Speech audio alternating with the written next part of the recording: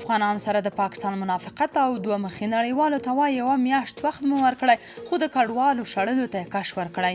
ښکاري چې پاکستان د طالبانو غوښتنې نه مني. په داسې حال کې چې پاکستان وایي د اګست میاشتې تر وروستیو پورې افغانانو ته وخت ورکړی خو حقیقت کې بیا د افغانانو شړلې پیل کړي دي. د ملګرو ملتونو د کډوالو عالي کمشنرۍ ویلي پاکستان له ټاکلي ضرب الاجل وړاندې د قانوني اسنادو لرونکو افغان کډوالو ایستل پیل کړي دي.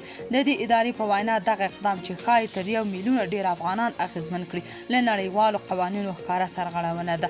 د کډوالو عالي کمشنرۍ د چهارشنبې په ورځ په یوه اعلامیه کې د قانوني اسناد لرونکو افغان کډوالو ایستل له نړیوالو ژمنو سره ټکر ګڼلی او پر پاکستان غږ کړی چې جبري ایستنې ودروي او د افغانانو د رضاکارانه تدریجي او باعزته بیرته ستنولو لپاره بشري دریځ خپل کړي. که څه هم د پاکستان د کورنیو چارو وزارت لخوا د راجستر شوو کډوالو د بیرته ستنولو رسمي پروسه باید د سپټمبر له لومړۍ وروسته پیل شي خو رویټرز ته د دغه وزارت یو رسېدلی لارښود ښایي چې دا بهیر پیل شوی دی. د کډوالو عالي کمشنرۍ ویان قیصر خان افریدي ویلي یوازې د اګست له لومړۍ تر 4 پورې سلګونه قانوني اسناد لرونکي افغانان نیول شوي او افغانستان ته شړل شوي دي.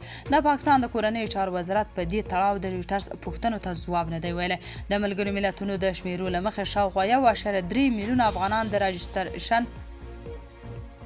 راجستریشن کارت لرونکي دي او 750,000 نور د افغان سټریزن کارت په نوم ثبت شوي دي. زیاتره دا کسان له 1980 کلونو راهیسې د جګړو له امله پاکستان ته کډه شوي دي. د کډوالو کمشنرۍ په اعلامیه کې راغلي چې دا ډول پراخه او په بیړه ایستنه کولی شي د افغان کډوالو ژوند او ازادي له ګواښ سره مخ کړي او نه یوازې افغانستان بلکې ټولې سیمې ته د بې ثباتۍ ګواښ پېښ کړي. پاکستاني چارواکو ویلي چې له ویزې پرته هیڅ افغان ته د پاتې کېدو اجازه نه ورکوي.